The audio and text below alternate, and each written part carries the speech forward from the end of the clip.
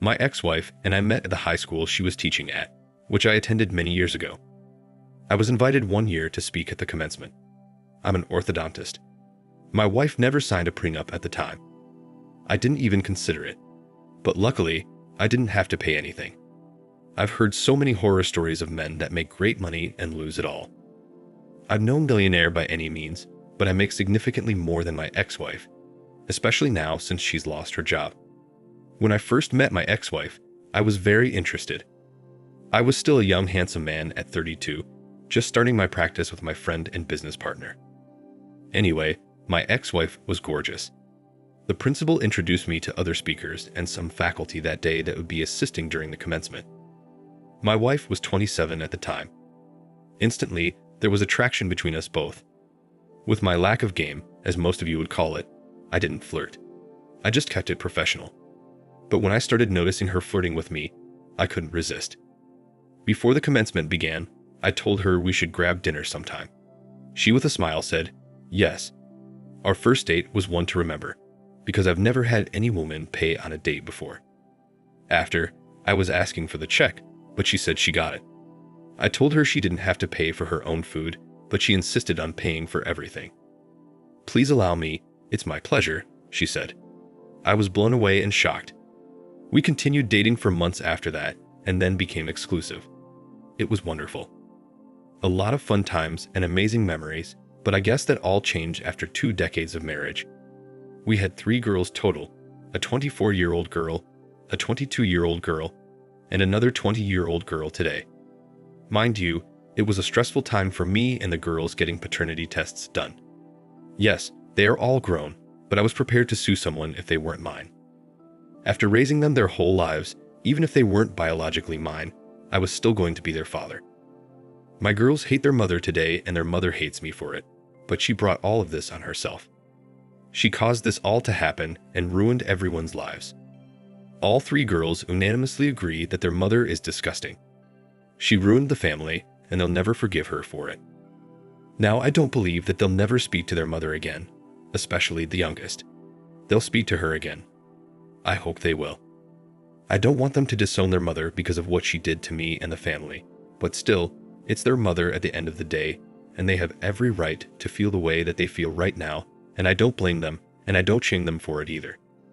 In 2005, one night in bed, my wife laughed when she said this, "What do you think about an open marriage?" Not saying that I want one, but would you ever do something like that? My response was, "Why would you ask me this?" She said she was just asking because she was curious. I said absolutely not, and asked if she wanted an open marriage. It's so funny hearing all these stories today after doing some searching online and finding video about these things. A lot of these stories resemble my story, at least as far as the initial requests for open relationship or bringing up the topic. But these wives acting as if they have no interest in it is laughable now. So after a while, she brought up the question again, and in return, I asked her what she thought about divorce. She quickly shut up and dropped the topic. Stupid me. I thought I shut it down, but I was wrong. That's a sign of her wanting an open marriage, or she's cheating. Now, do I have evidence that she was cheating at this time? No. I believe she at least wanted to. We're going to fast forward up to the pandemic. This is when I found out everything. I found out my wife had been having an affair with a coworker, another teacher who was also married.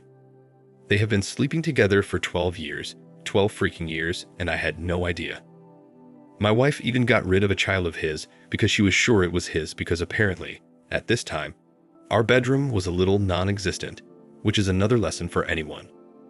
If you and your wife are not having intimate relations, she's more than likely having it with someone else. I personally never strayed and ever wanted anyone else. I loved my wife. I loved my family. I wasn't going to do anything to ruin that. I read just as many stories where men and husbands were cheating as well, and whenever I read those stories, I say, well, maybe I'm just different.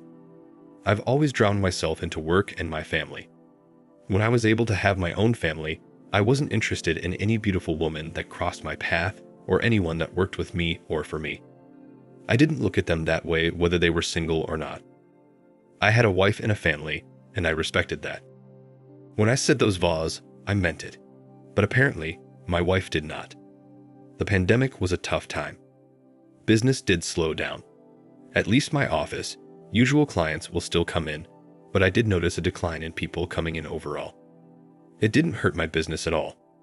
We maintained till this day, but just seeing what was going on in the world was a little scary because no one knew what was happening and what was going to happen, and if we were going to make it out of this. My wife kept teaching, but the teaching was done at home. Eventually, she would go into the classroom where some students would be in the school and other students would be at home, and it would switch back and forth, but I caught her cheating when she was fully working at home, teaching from home during summer school. One day, I came home from the office for lunch.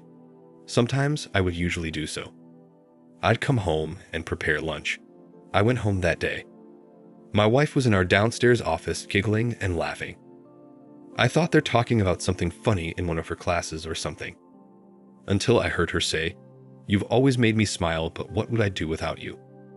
I heard it loud and clear. She was in the office, but the doors were open, and she had no idea I was home.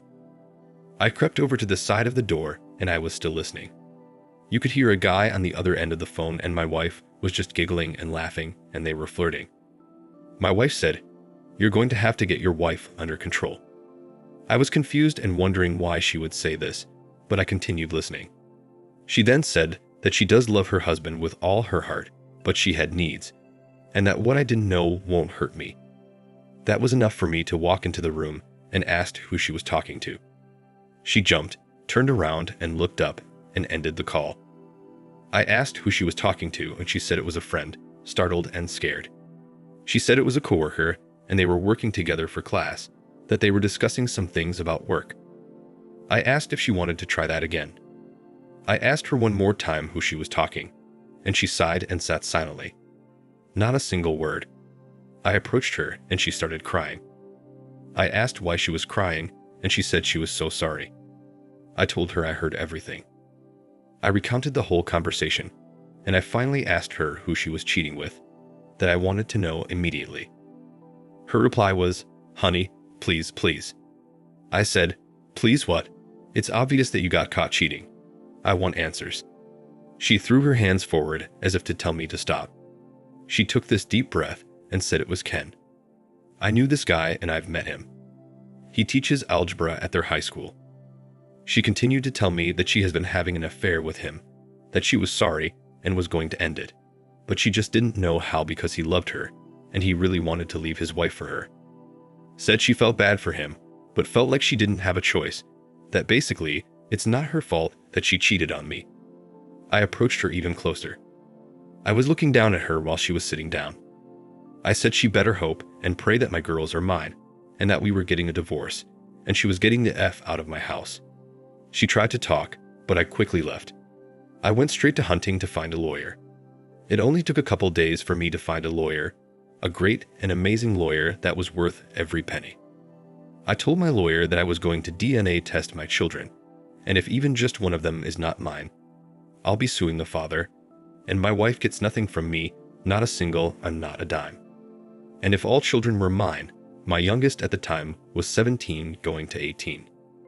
If I had to pay for anything, of course I would, but my wife was getting absolutely nothing from me, not even the house. I made this clear to my lawyer that she gets nothing. He made sure this happened. I hired a PI suggested and put together by my lawyer. He stated that we needed evidence of infidelity on my wife's part. He also scolded me and was asking if I had ever cheated on her, abused her, been arrested for DUI. He kept asking me those things and sometimes in different ways. I now know he just wanted to be sure there was nothing on me to present me as the perfect husband. Of course, no one is perfect, but I can comfortably say I was darn good to my ex-wife. She never wanted anything during the marriage. After speaking with the PI, and me giving permission to search through the computers in my home and anything that was in my home, he discovered emails, secret credit cards, phone number application. Her and this man had been having affairs for years since he started working for the high school in 2009. My wife was pregnant with his baby. He retrieved documents via email stating the appointment to terminate the kid. Everything. I couldn't believe I was sleeping next to someone who was betraying me. Every night we'd kiss each other, say goodnight, that we loved each other. How can someone do those things and carry on an affair like it's nothing? My wife moved out and stayed with her family. All three of my girls were initially upset with me. Her mother told them a completely different story about what happened. I don't know how the heck she thought that lie would keep up, but she told them that I've been mentally abusing her for years, that she did her best to hide it from them, and never wanted either of them to lose their father, so she never filed for divorce. She told them that she had plans to file for divorce once they were all grown and out of the house, and that she was also terrified to divorce me. She said she found comfort in her coworker, but never slept with him ever, that he had only been a friend to her. My oldest daughter led the three of them when they came home to confront me. My oldest is a very tough cookie. She's a personal trainer and very successful within her industry, but she got in my face and confronted me. She was asking me how dare I abuse their mom like that, and what the F was wrong with me. I said, "Abuse? I never abused your mom." "Who told you that?" My youngest said, "We talked to mom, and she said you've abused her for years," as she burst into tears. I grabbed her to hug her and speak. "Your mother is a god-darn liar. I never abused her." I discovered her affair with her coworker and evidence that she was pregnant with his child, which she terminated. I filed for divorce, hired a PI, and have all the evidence to prove that I'm telling you the truth and your mother lied to you. My oldest asked for the evidence, and I showed them everything. Messages from some online phone number that she used with him, emails, hotel receipts, secret credit cards, and the documents showing the appointment to terminate the baby. My youngest apologized, but my oldest was even more pissed off. Not at me, though. She was upset with her mother. As she called her, put her on speaker and scolded her for lying. My ex-wife kept up with her story and claimed I was making things up until my daughter said, "We saw that you terminated the baby you had with your coworker. You said that you never slept with him." My wife got quiet, then hung up the phone. My daughter tried calling multiple times, but my ex-wife never answered. I know. What a freaking coward. I explained to my girls that I love them, and I will always be their father, but how important it is that we get DNA tests done. All of them began to cry. We sat there and hugged, exchanged I love yous, and we all went to sleep that night in agreement that DNA paternity test was a must. We got the results less than 48 hours after the testing that next week. All three were indeed mine. We all cried again when we found out. That time, it was tears of joy. My daughters told me they will be by my side through all of this, and certainly they were. I filed in April of 2020. My divorce wasn't finalized until this past July. 3 whole years, friends. The pandemic slowed things down tremendously. She was unwilling to divorce and delayed the process a couple times. There was a disagreement on terms of settlement. I ended up having to buy her out of the home. No alimony. Of course, no child support. She got nothing from me except me buying her out. All 3 of my girls spoke in my defense when she tried to paint me as this sick abuser who tortured her. I can't believe she tried to do that. I never even remember a time I yelled at my wife. June of 2021. I found out that my ex-wife was terminated along with Ken. Funny enough, around that time, I started to get a bunch of random reviews for my office. Those have been cleared. Such a petty move on their part. She has found another position in a different district. I don't know about Ken. I do know his wife was not going to divorce him. Not my business. Every dime spent on this divorce was well worth it. I'm thankful for my children.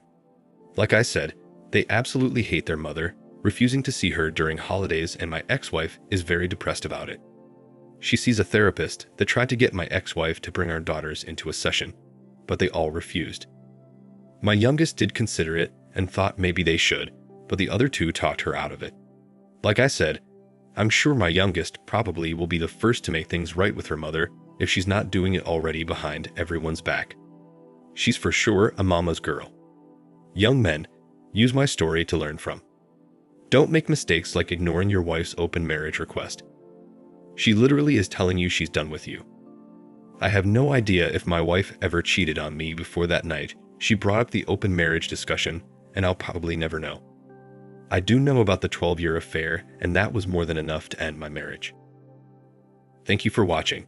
Like, comment, and subscribe if you enjoyed the video. Until next time, I'll see you again. Take care.